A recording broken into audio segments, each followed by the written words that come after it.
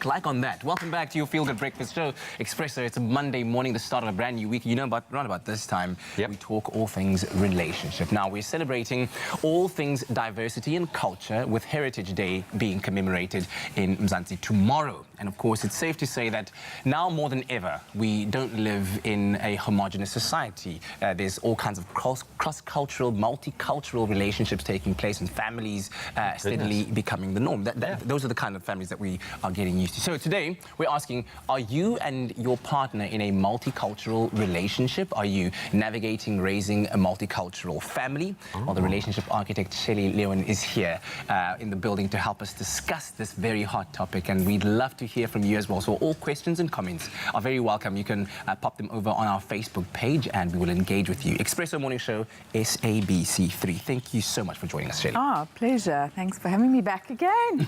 No, we love having you. Shelley, does this conversation make you nervous? South Africans, we love the fact that our culture is represented. Someone from overseas looking at a behind-the-scenes. My mom had sent a little clip of our behind-the-scenes vibe here on the show, I think, from Presenter Search, and someone viewing from overseas who hadn't been in the country for a long time was looking at the vibe here on set and saying that it's just so now, contemporary South Africa as it is now. Are we seeing that represented in South African relationships? How common is a multicultural relationship in South Africa now, in your experience? Well, I think that fortunately we're definitely making progress in that direction. You know, it's not this resistance to anything that's outside of the stereotypical norm is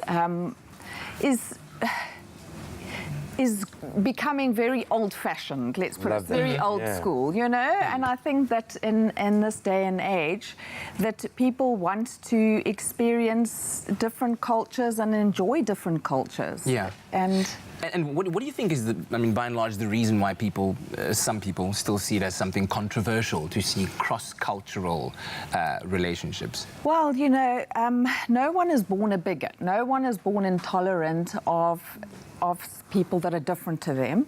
But I think that what happens is that we have stories that get handed down from generation to generation about them and us. Oh, we've got a visitor. Nice.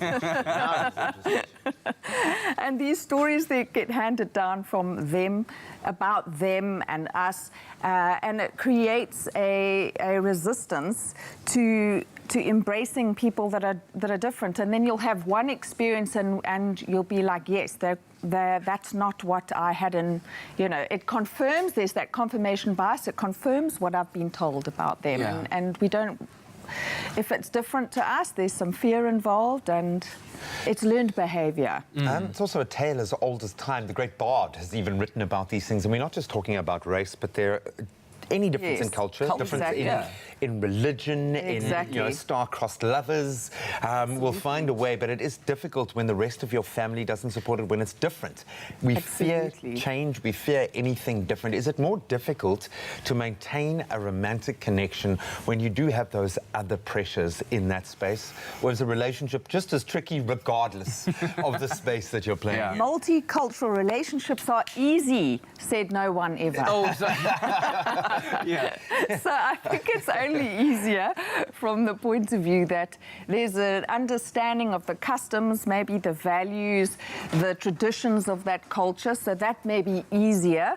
And more hard work. There's more homework to be done if you don't know that's your partner's culture. So it takes a lot of curiosity and interest and time to get to understand and learn about that person's culture if it's not one that you're familiar with. If you're interested in having a healthy relationship. As you should. All right, well, I guess those are some of the downsides. When we come back, we'll talk about some of the benefits of dating across perhaps racial or cultural lines. And then maybe a question about whether couples should even consider discussing the differences in culture and how they each would handle it and how they'd handle it in a relationship before getting into one. Maybe that's a conversation to be had. Maybe are you dating the person? Or are you dating their family? Are you dating their culture? That's the question to ask. Anyway, throw those comments and the questions at us on Expresso Morning Show, SABC3. We'd love to hear from you as we continue our relationship talk very shortly. It's my Feel Good Breakfast Show.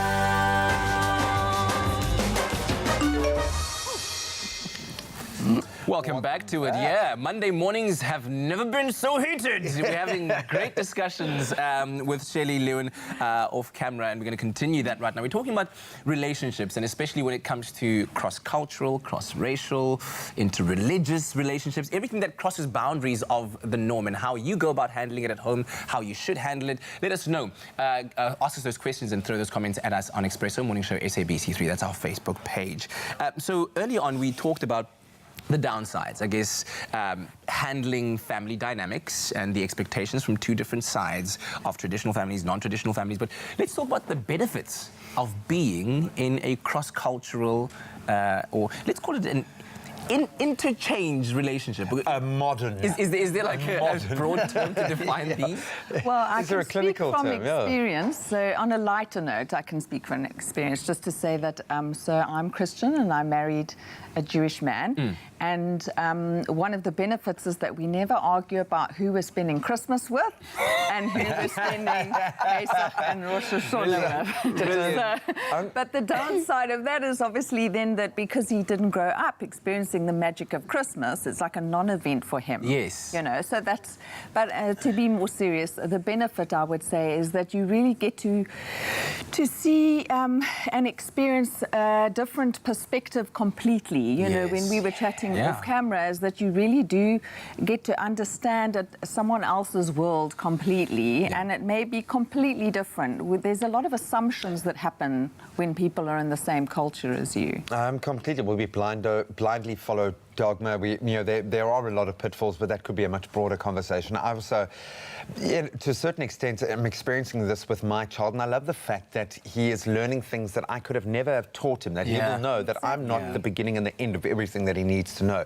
So there is an opportunity to share and grow, but when children are involved, that's where it becomes critical on how you yourself see and want to pass your culture on. Is this a dangerous space to play in, and where do you start as parents specifically when it comes to passing on those traditions to your children? Yeah, so in my case, I think that, and I'll speak on my behalf and some of the people that I've worked with, is that it's up to the couple to decide before they have children which of their customs, their values, their sets of beliefs do they want to share and, you know, to pass on. So in my situation, we've shared, these are the customs and traditions of Christianity, these are the customs and traditions of Judaism. You get to experience both, and he can then choose which one, if any of those, he wants to practice and take forward, which I know dilutes, and that's one of the big concerns, and you have this external pressure, is that you are diluting a culture because we're not imposing or enforcing either one, but we have a very open-minded child who's now curious about all sorts of religions and all sorts of cultures, and you know, that to me is also one of the benefits, is that he's very open and very tolerant of all types of people and different cultures. And I think that's such an amazing thing, to be able to raise a child to not only be tolerant, but to be broadly understanding of what is happening around the world. Like you said, that you have to now. You absolutely have to. It's so important. So that is, I think, one reason to just say, well, let's all cross-cultural date then.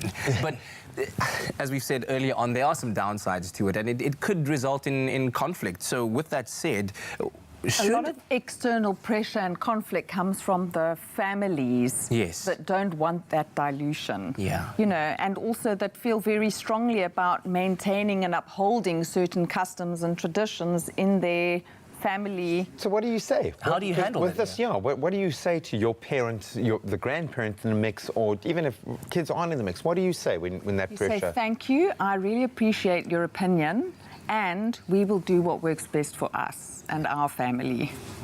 Love that.